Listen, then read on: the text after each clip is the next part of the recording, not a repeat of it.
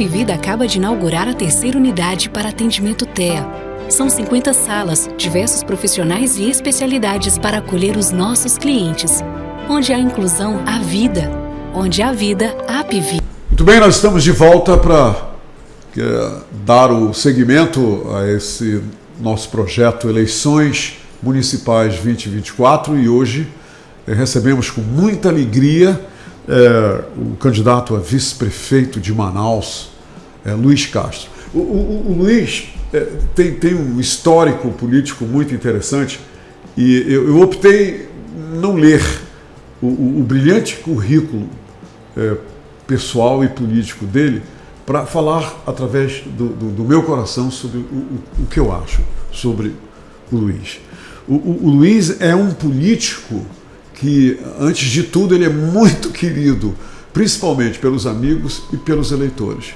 Eu não conheço nenhuma pessoa em Manaus, e olha que eu tropeço numa pá de gente aqui durante o dia. E nesse período de eleição, todos que se referem ao Luiz Castro se referem, primeiro, que ele é um cavalheiro, segundo, porque ele sabe, ele tem o dom, ele trouxe consigo e carrega na sua personalidade a facilidade de se gostar dele facilmente, entenderam? E ele se relaciona muito bem com as pessoas de todos os diferentes círculos sociais na cidade de Manaus. Eu me lembro do Luiz, nos primórdios da carreira dele política, ele em cima de uma Kombi, conversando com os eleitores, e eu via isso, eu era apresentador de televisão, e eu via isso nas reportagens, ele em cima de uma Kombi, e se dirigindo na frente das fábricas, salvo engano, para conversar com os eleitores, para levar suas ideias aos eleitores. Meu amigo Praciano. Com o Praciano, né, que outro que é um dos autênticos aqui da política manauara, o Praciano e o Luiz Castro. E hoje a gente recebe o Luiz Castro aqui como candidato a vice-prefeito da cidade de Manaus. Ele será o vice-governador da cidade de Manaus. E ele vai estar de mãos dadas, vai estar o tempo todo como o grande coadjuvante do Marcelo Ramos, que é o candidato à prefeitura na chapa da qual ele faz parte. Ele vem conversar com a gente e eu sei que vai entregar informações importantes e que fazem parte do plano dele de convencimento, de encantamento dos seus eleitores. E isso é perfeitamente natural. Agora eu quero fazer um pedido para vocês, um pedido que é muito importante. Minha gente, vote, e vou pedir permissão ao Luiz para usar o nome dele, já que ele está aqui na minha frente. Vote no Luiz Castro, vote no Marcelo Ramos, se vocês chegarem à convicção, vocês adquirirem essa convicção de que ele vai representar vocês, de que ele será o fiel representante na prefeitura dos seus anseios, daquilo que você quer de melhor para a cidade de Manaus. Não vote no Luiz Castro, não vote no Marcelo Ramos ou em qualquer outro candidato baseado em pesquisas. Não determine o seu voto pela leitura de uma pesquisa. Porque eu já vi gente dizer, Luiz, esse aí já ganhou, a pesquisa está dizendo que ele está com 70%, o outro está com 10%. Eu já vi um monte de candidatos sair de 5% e ganhar a eleição. Eu já vi. Não sei se você não viu isso, mas eu já vi. Ao longo dos anos. Tem uma história com o Evandro Carreira que é clássica. Sim. Então, minha gente, é o seguinte. O político tem que ser seu representante. Você tem que se sentir, em minha opinião, representado pelo Luiz Castro, pelo Marcelo Ramos. E, finalmente, a última coisa que eu preciso dizer para vocês é o seguinte. Vender voto, comprar voto, é crime, é uma imoralidade, é imoral. E eu já soube, ontem eu fiz um comentário na CBN, eu fiz um comentário no programa lá, na minha coluna, Cotidiano Baré, falando dessa imoralidade, porque denunciaram a mim candidatos à vereança que estão oferecendo troca e compra dos seus votos. Não entre nessa, porque, olha, eu acho, e encerro aqui, que a compra e a venda do voto, Luiz, deveria ser considerado crime hediondo contra a cidade, contra o futuro das crianças, da juventude, contra os idosos, contra o sistema de saúde, contra o sistema de transporte, contra a qualidade de vida dos moradores de Manaus, porque no frigir dos ovos o que importa, minha gente, ajeitar o ônibus, tapar o buraco, fazer e acontecer, tornando uma cidade melhor, tudo isso é dirigido para mim, para o Luiz, para todo mundo. Nós é que somos os grandes alvos dos resultados do nosso voto. As pessoas que moram em Manaus. É isso. Luiz, eu tinha que dizer essas coisas. Você me entusiasmou vindo aqui, lembrei da sua carreira política. Uma honra te receber. Seja muito bem-vindo, Luiz. Obrigado, Humberto. Obrigado pela sua forma generosa e fraterna com que me acolhe, a toda a equipe que está aqui e a todos que nos acompanham, né, nessa entrevista. É uma oportunidade muito boa. E talvez eu vá começar pelo gancho que você deixou em relação às pesquisas. E vou falar de 2 exemplos. A primeira eleição de Arthur Vigílio para prefeito, a sua adversária era Vanessa Graziottini, ela estava até 1 mês e meio antes da eleição muito à frente do Arthur. Olha. E, surpreendentemente, o Arthur foi crescendo e passou dela e foi eleito prefeito quando as pesquisas estavam todas contra ele. E eu vou dar um exemplo também de 2018, em que eu fui candidato ao Senado e quase venci por muito poucos votos. Eu me lembro dessa, isso aí eu lembro. Bom, as pesquisas, elas me colocavam sempre em 5º lugar, algumas até em 6º lugar. E havia uma manipulação daquele famoso, famigerado Ibope, que me colocava para baixo, misteriosamente. E eu comecei a perceber que havia um engano nessas pesquisas. E o resultado das urnas em Manaus, eu tive mais do que o dobro de votos que o 3º colocado. E as pesquisas diziam que eu ia ter uma votação pífia, muito pequena. Então, você que acredita em pesquisa, desconfie. Pode observar, agora mesmo, umas colocam uns para cima, outros para baixo. Está acontecendo agora, né, Luiz Castro? Um episódio que aconteceu, Humberto, de uma pessoa amiga nossa, amiga do Marcelo, foi pesquisar seus preferidos. A pessoa se manifestou que ia votar para o Marcelo. Aí ele disse, agora eu quero ver a rejeição. E no indicativo da rejeição, o primeiro nome que aparecia era o do Marcelo, induzindo o eleitor a já colocar aquele eleitor que às vezes não está nem gostando de dar aquela pesquisa. Então, a manipulação, às vezes, ela é sutil, ela não é claramente. E numa eleição de 2 turnos, maior razão ainda para você dar o seu voto com maior nível de consciência, de compreensão, porque ela não vai ser decidida no primeiro turno. Não vai, né, Luiz? Então, valorize o teu voto, escolha o que você acha o melhor, né? No 2º turno, pode ser que você venha ter que ter uma decisão pragmática, qual é o menos pior, né? Como se fala.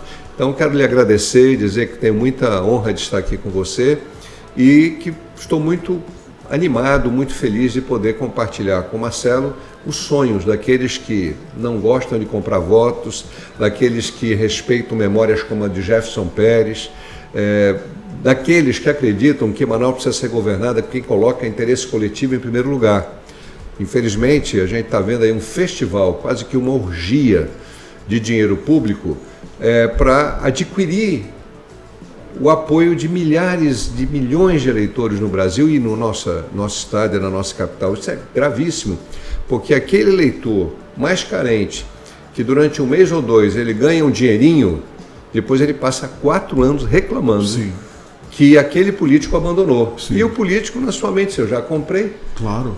Eu não abandonei ninguém. Então é uma relação... Você tem toda a razão. É uma relação absurda e que muita gente se deixa envolver como se fosse uma espécie de escravidão psicológica, na psique coletiva de muita gente que não se liberta. Nós tivemos a libertação da escravidão física dos negros, mas nós não tivemos a libertação da escravidão política daqueles que manipulam o poder. Você tem toda a razão. Eu gostaria de saber uma coisa. Luiz Castro, eu sei da sua ligação pessoal, fraterna, com o Marcelo Ramos. É antiga, e eu sou testemunha do grande, do grau de envolvimento pessoal entre vocês dois. Agora, me diz uma coisa. O Marcelo eleito prefeito de Manaus, você vice-prefeito. Você vai ser um protagonista importante, porque existe uma tradição em termos do exercer do mandato na prefeitura de que nós sabemos, o prefeito brigado com o vice 4 anos, o vice que não fala com o prefeito, o vice que coloca numa secretaria para ficar caladinho, ficar quieto lá, o vice que vira secretário. Eu votei no vice, eu votei no prefeito para tornar o vice um secretário municipal. Eu gostaria de saber o seguinte, existe inclusive um lance no Brasil que vai ver está desaparecendo nos tempos atuais, que o vice não fala, né? Tem aquela história, não, o vice não fala, o vice tem que ficar quieto, ficar quietinho aí. Você, como vice-prefeito do Marcelo Ramos, você vai ter uma atuação que agregue, que some nos grandes combates para que vocês possam concretizar os planos, as promessas, aquilo que vocês usaram para conquistar o voto daqueles que confiaram na mensagem que vocês entregaram? Bom, Humberto, essa é a ideia, essa é a proposta, esse é o compromisso do Marcelo comigo e meu com ele, né? Vamos dizer, o Marcelo mais jovem que eu, né? Eu tenho uma trajetória mais longa que a dele, né? E em alguns campos eu tenho uma experiência maior que ele. Por exemplo, na área de meio ambiente. Eu presidi a Comissão de Meio Ambiente por mais de 12 anos na Assembleia Legislativa, então eu sou bastante enfronhado em todas essas discussões sobre mudança climática. Não que o Marcelo também não seja, mas vamos dizer, o meu percurso abrangeu muitos atores, os catadores de materiais recicláveis, aos pesquisadores do INPA, a muita gente nas universidades, militantes, organizações não governamentais. Então, é uma área em que eu posso dar uma contribuição bastante efetiva, dentre outras, porque nós perdemos o protagonismo. Veja aí, a COP30 vai ser em Belém. Sim. Claro, o governador lá foi muito habilidoso, né? Helder Barbalho, e se tornou um ambientalista que ele nunca tinha sido, mas agora o discurso dele é um discurso ambientalista. Tudo bem, mérito para ele do ponto de vista político, mas o Amazonas e Manaus perderam o protagonismo. E comparemos Manaus com Belém com todo respeito aos nossos irmãos paraenses. Manaus é uma cidade com praticamente o dobro da população de Belém, com uma expressão econômica maior e fica no coração da Amazônia Ocidental. E no estado mais preservado, o Amazonas e o Pará são os 2 estados mais preservados. A COP deveria estar acontecendo aqui. Ah, mas por quê? Eu não me interesso por COP, não sei nem o que é COP. A COP é o evento climático, o evento de meio ambiente mais importante do mundo. E nós estamos vivendo agora a crise da seca, a crise das fumaças, né? Fumaça em Manaus, fumaça em São Paulo, fumaça no Rio Grande do Sul, fumaça no Centro-Oeste. Ontem foi o pior dia, pior qualidade do ar em São Paulo em 25 anos. No mundo. Então, essas questões são importantes e eu pretendo colaborar bastante com o Marcelo. Mas também eu tenho essa vivência de causas coletivas sociais. Eu tenho a bandeira da defesa da infância contra os abusos, né, sexuais contra a criança e adolescente, que raríssimos políticos têm essa bandeira. Acho que não dá voto, mas me dá uma satisfação de consciência, né? De que estou fazendo alguma coisa útil para a sociedade e principalmente proteger crianças, é uma tarefa de amor, não é uma tarefa política. E isso eu faço, essa militância dentro e fora da política, né? Questões relacionadas a segmentos da população que são meio que esquecidos. Por exemplo, as pessoas com HIV, AIDS, né? Que muitas vezes elas são alijadas, são desprezadas, são maltratadas, são alvo de preconceitos.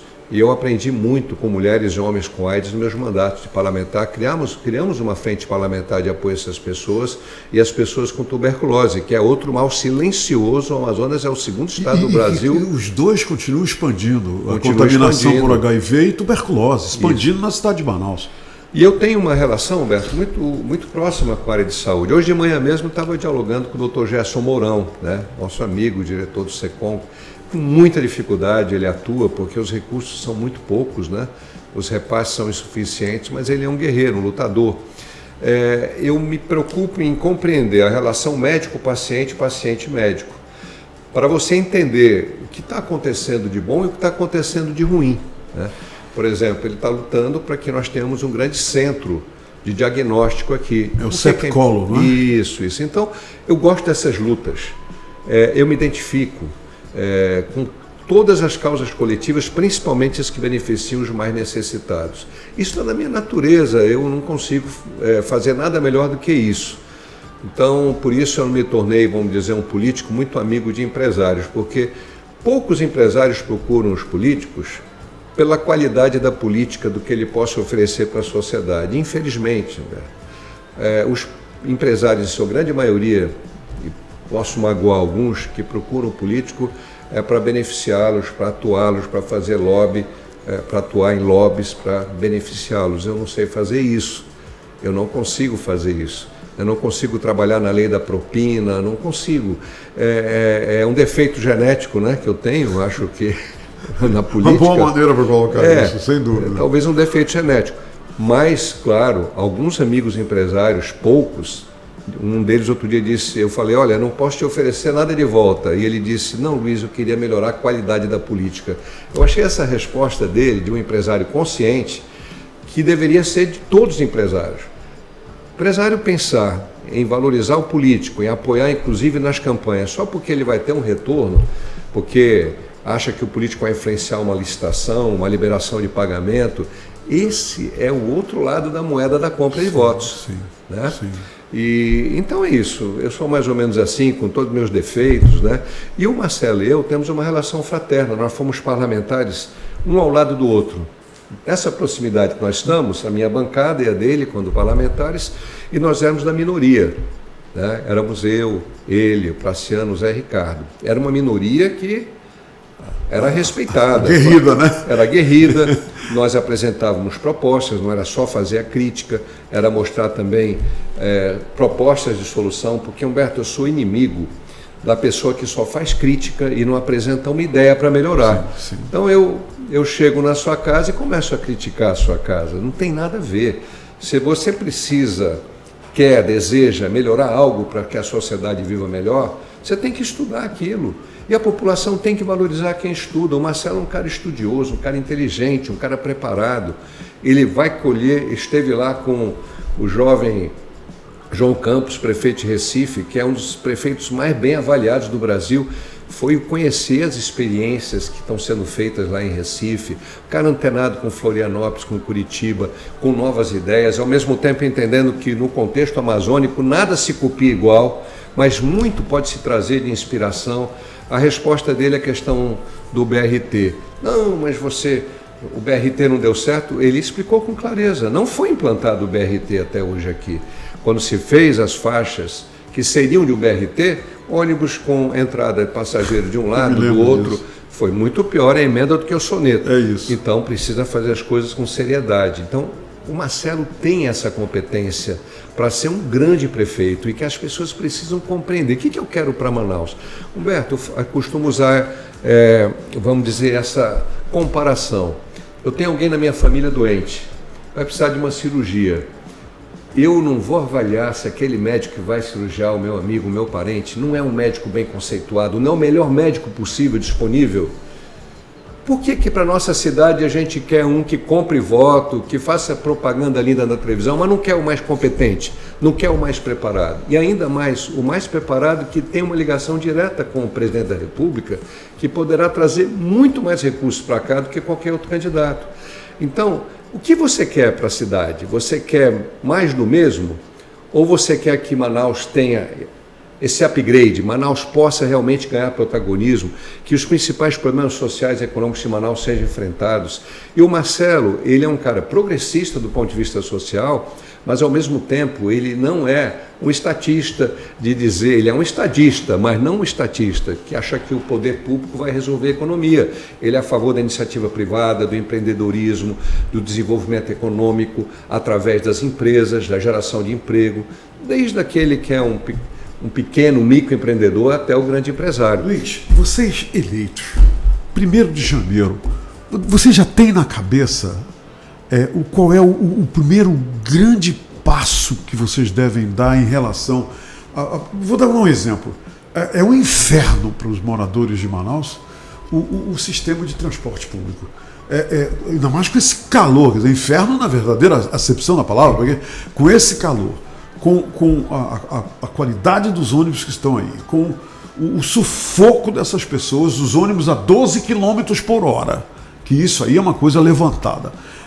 Estou dando um exemplo. O que vocês vão atacar imediatamente em prol dos moradores de Manaus, já sinalizando a preocupação de vocês com a melhoria das condições de vida de todos nós, porque tudo que a gente quer é uma condição de vida melhor na nossa cidade, porque é aqui que a gente mora, é aqui que a gente vive, aqui que tem os filhos, os netos. O que vocês têm em mente para atacar assim de saída, Luiz? Humberto, você sabe que toda a gestão é feita de medidas de curto, de médio e até de longo prazo dentro daquele percurso de um mandato, né? Nem tudo se resolve e nem tem como se resolver em uma semana. Às vezes um mandato não é suficiente, mas você melhora aquele percurso. O Marcelo tem falado em relação à mobilidade especificamente, da necessidade de se cumprir a lei.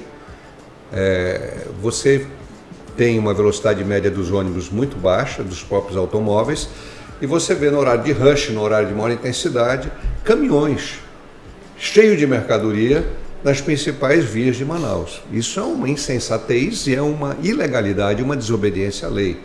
Então o Marcelo irá atuar com rapidez para coibir esse tipo de situação, para começar a aumentar a velocidade média do trânsito, beneficiando os ônibus. Mas em paralelo, as medidas de intervenção para poder fazer a trafegabilidade ela aumentar. Algumas medidas são de curto prazo, são de intervenções cirúrgicas pontuais, outras demandam investimentos maiores. Demanda um processo de planejamento do trânsito, com uma engenharia de trânsito de primeira qualidade. Manaus é uma cidade muito grande. Manaus tem o dobro da área de Fortaleza, que é uma cidade com a mesma população aproximada de Manaus, mas Manaus tem o dobro da área geográfica, é uma cidade muito horizontal. Então, é preciso compreender que não vai se resolver num passe de mágica todas as situações, mas o Marcelo tem com clareza que aumentar a velocidade média dos ônibus, fazer vias de divisórias, né, faixas que são o BRT na prática, organizadas, com o ônibus abrindo sua porta para receber o passageiro do mesmo lado, onde estão as estações, trabalhar com muita intensidade as possibilidades que você tem de ciclovias nas vias periféricas. Não é interessante colocar uma ciclovia num local de muito trânsito intenso, mas é muito interessante uma ciclofaixa nas ruas periféricas, colocando as bicicletas à disposição das pessoas, para de lá chegarem, pegarem um ônibus ou mesmo irem para o seu trabalho. Há um conjunto de medidas a serem tomadas, e algumas serão adotadas logo no curto prazo e outras demandarão investimentos. Há também uma decisão do Marcelo muito importante de curto prazo, que é de estender o horário de funcionamento das UBS. Eu acho que ele até falou sobre isso aqui, porque só tem 10 UBSs do município, 10 unidades de base de saúde aqui de Manaus, que funcionam no horário noturno.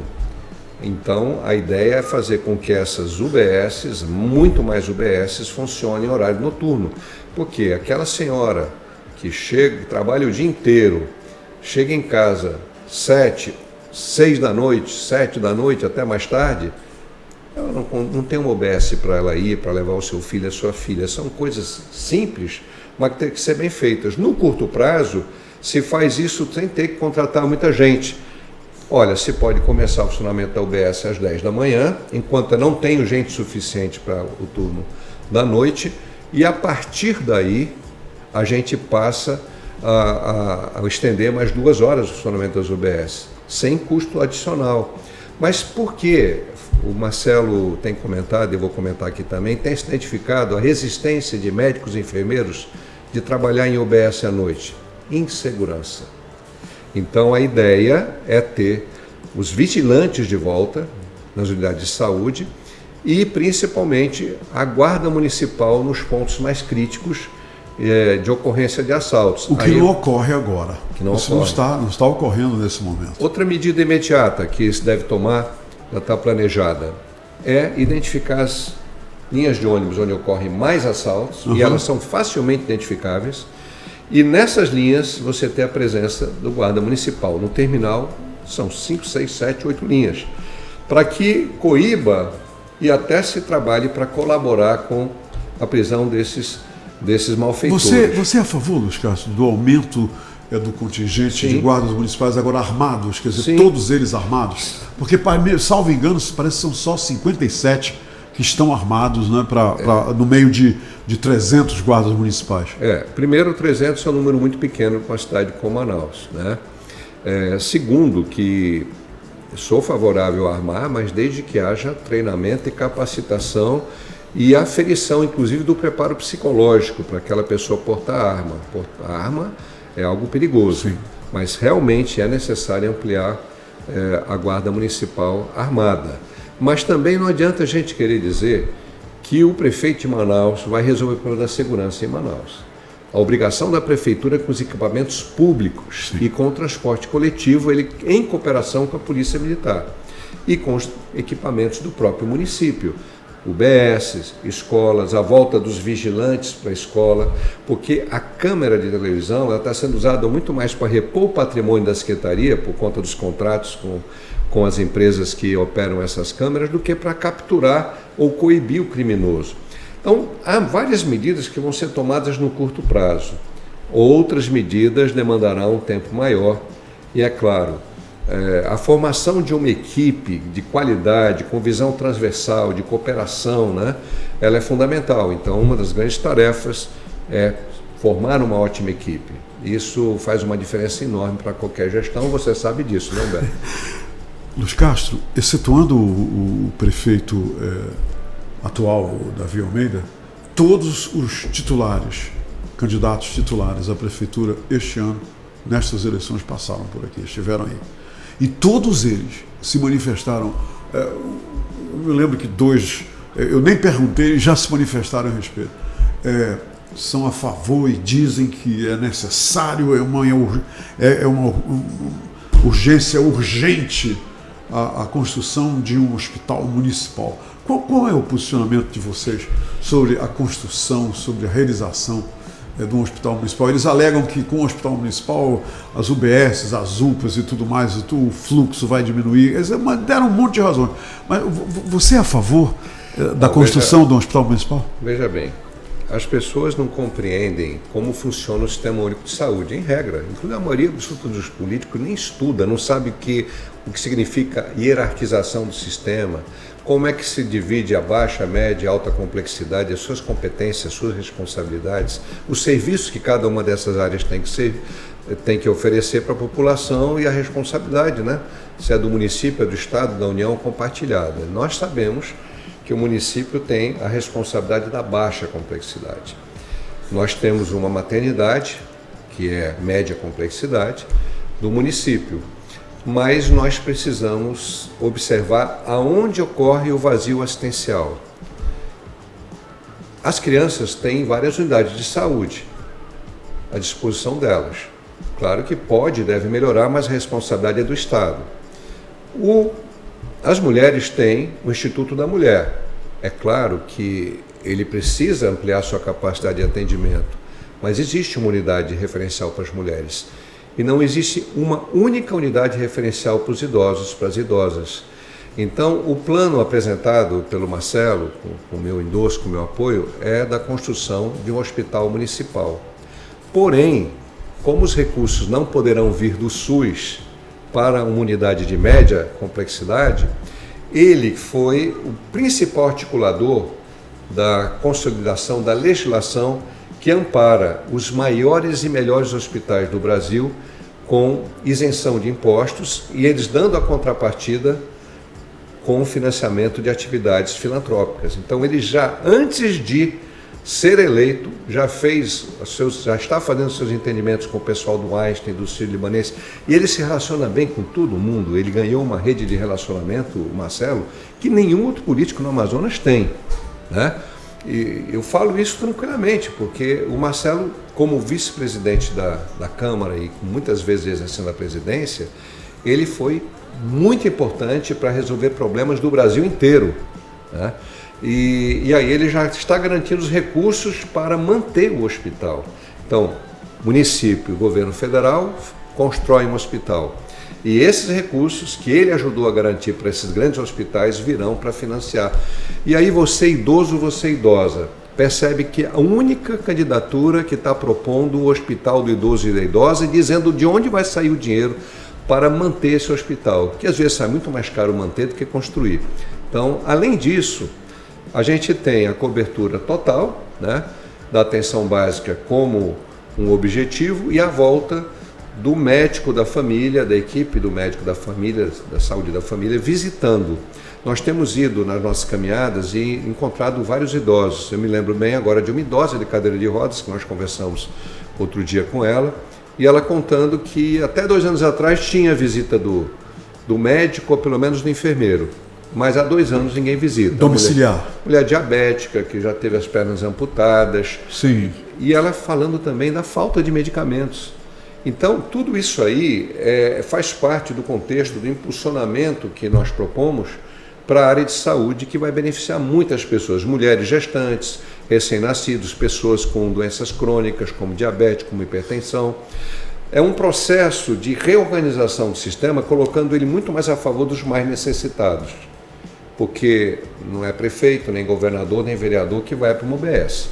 É o povo. E quanto mais carente for aquele bairro, quanto mais desprovido de renda, maior a necessidade que aquela UBS funcione.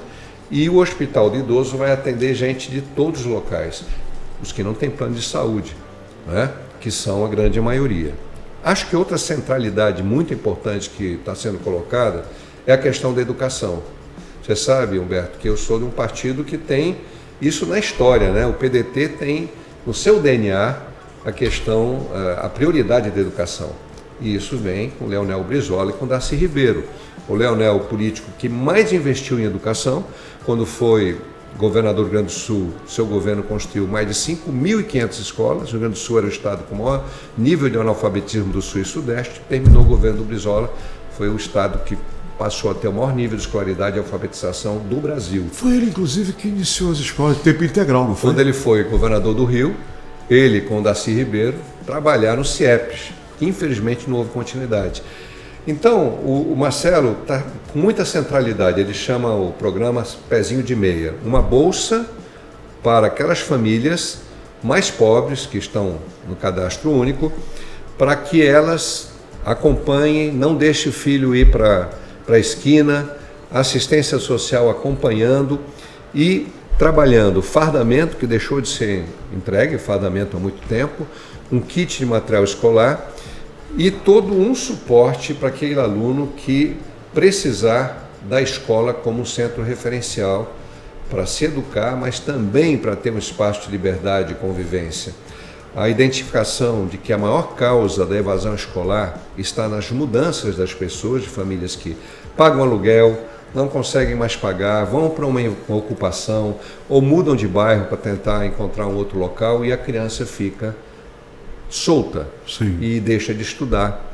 Então é um processo para ser organizado também, porque eu gosto muito quando o Marcelo fala, nós não vamos deixar nenhuma criança, vamos atrás de todas as crianças, nós vamos entender que toda criança é importante. Muito legal. E aí entra uma coisa que me é muito cara, e hoje você viu, eu estou aqui com a blusa amarela, né? Estou vendo. Nós estamos no Setembro Amarelo. E hoje é o Dia Mundial de Prevenção ao Suicídio. E é um dia muito importante, porque é um momento da gente fazer uma reflexão profunda, compreender o que significa esse triste fenômeno do suicídio, que perpassa muitas famílias de todas as classes sociais, né?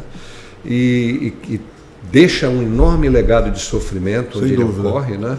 Para os familiares, especialmente para os pais, né? de uma pessoa que se suicida, dos parentes mais próximos. E hoje é um dia da gente referenciar. inclusive da gente lembrar que nós temos o Centro de Valorização da Vida, o CVV, com o telefone 188, que qualquer pessoa com sofrimento, muito angustiada, com uma depressão, com pensamentos sombrios na sua mente, pode ligar para o 188 e lá será acolhido, será escutado, será recebido emocionalmente. E muitas pessoas que estavam com pensamentos suicidas deixaram de tirar a sua vida depois que tiveram a conversa com o pessoal do CVV.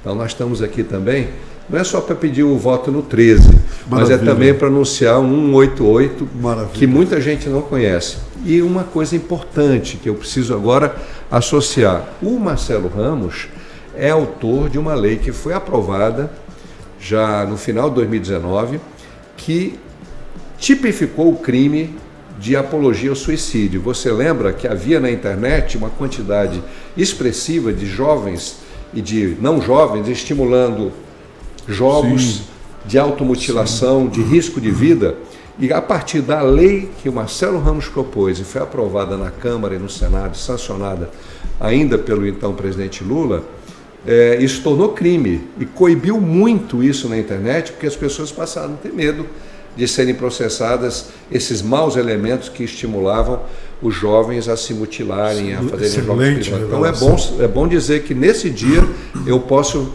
não é fazer o comercial, mas eu posso fazer a referência de que o Marcelo tem compromisso com a causa. Luiz Castro, eu sei que você vai sair daqui correndo para se juntar à comitiva aí que está recepcionando o presidente Lula, que está na cidade.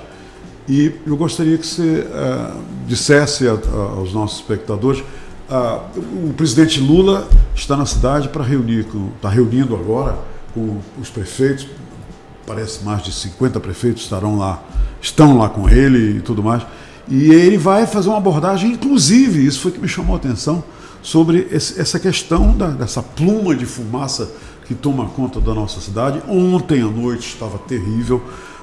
Dessas queimadas que ano passado, nessa época, eram 6 mil focos aqui no Amazonas, agora são 12 mil focos. Quer dizer, você pode nos falar um pouco da agenda do presidente, dizer o que ele está tratando aqui em Manaus? Ele chegou ontem à noite, já tarde da noite, chegou e foi para o hotel repousar. O Marcelo esteve lá, recepcionou, tá, com a Anny Moura, né, que tiveram os dois.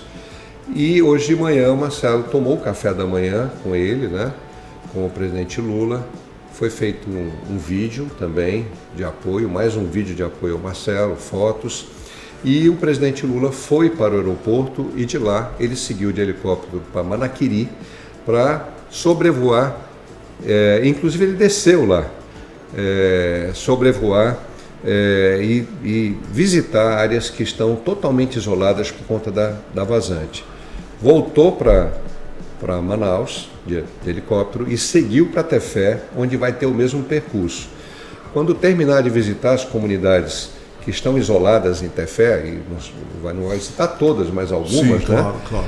Ele volta para Manaus e aí sim começa, a partir das 2 da tarde, a sua programação na Suframa, inclusive com essa reunião com mais de 50 prefeitos, onde ele vai anunciar para os prefeitos e para a imprensa também, para a sociedade, as medidas que o governo federal adotou e está adotando para minimizar, diminuir os efeitos tão nocivos da seca para as populações que estão isoladas. Excelente notícia. E inclusive com dragagem em alguns pontos críticos, como também a questão do combate às queimadas, que nós sabemos que o Brasil está ardendo, sim, né? Sim, não é só aqui no Amazonas.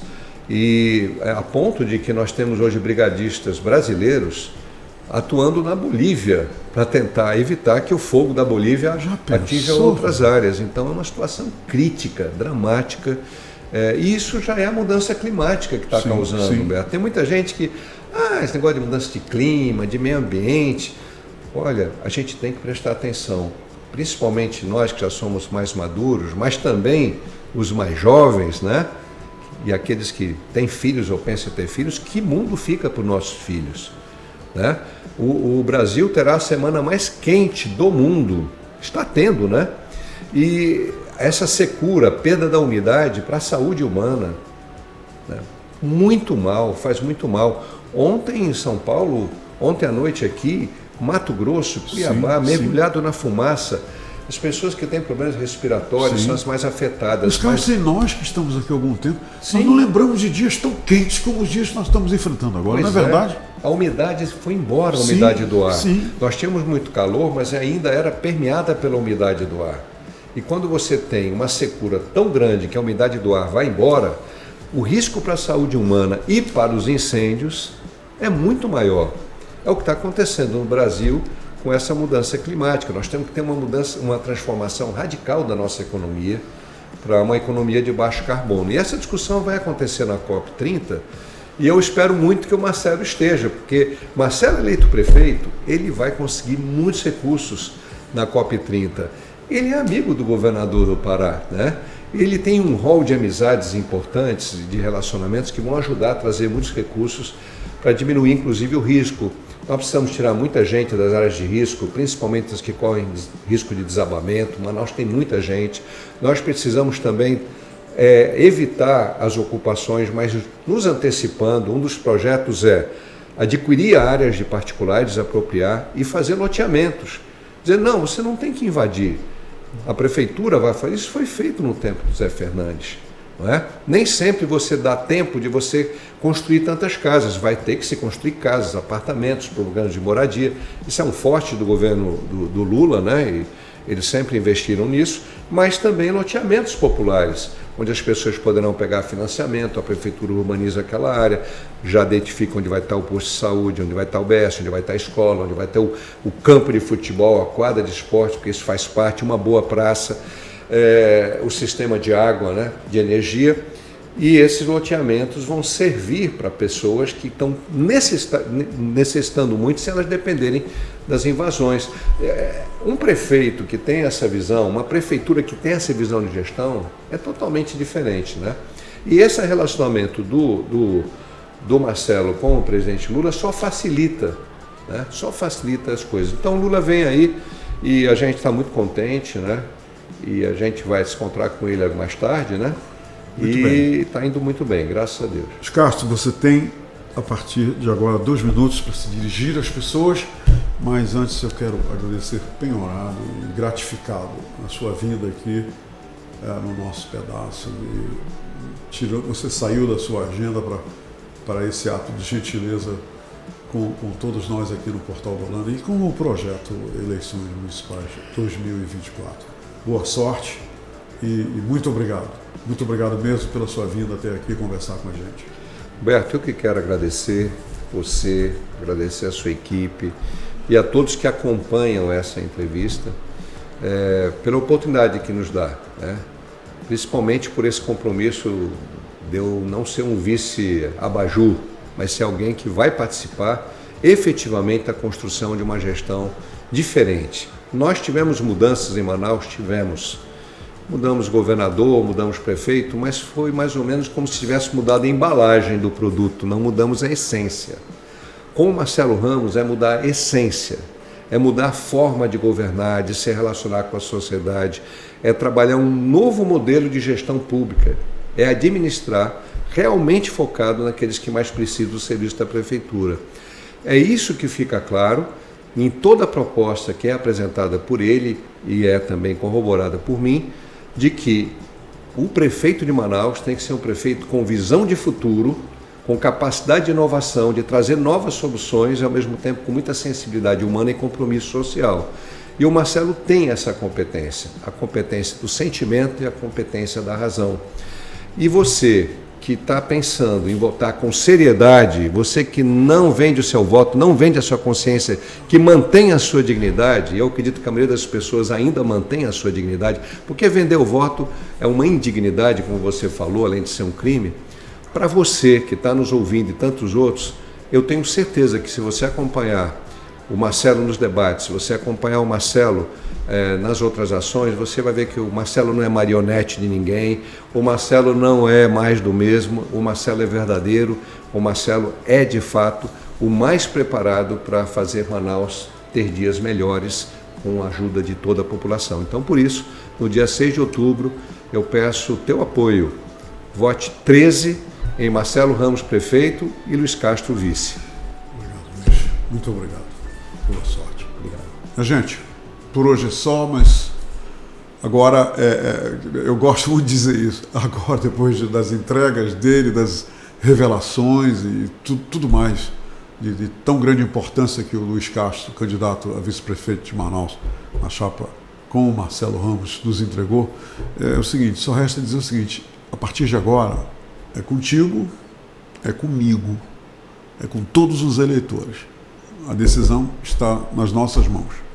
Terça-feira que vem eu recebo a Marlícia Gadilha, que também é candidata a vice-prefeito de Manaus. E eu conto com vocês por aqui. Obrigado. A Apvida acaba de inaugurar a terceira unidade para atendimento TEA. São 50 salas, diversos profissionais e especialidades para acolher os nossos clientes. Onde há inclusão, há vida. Onde há vida, há Apvida.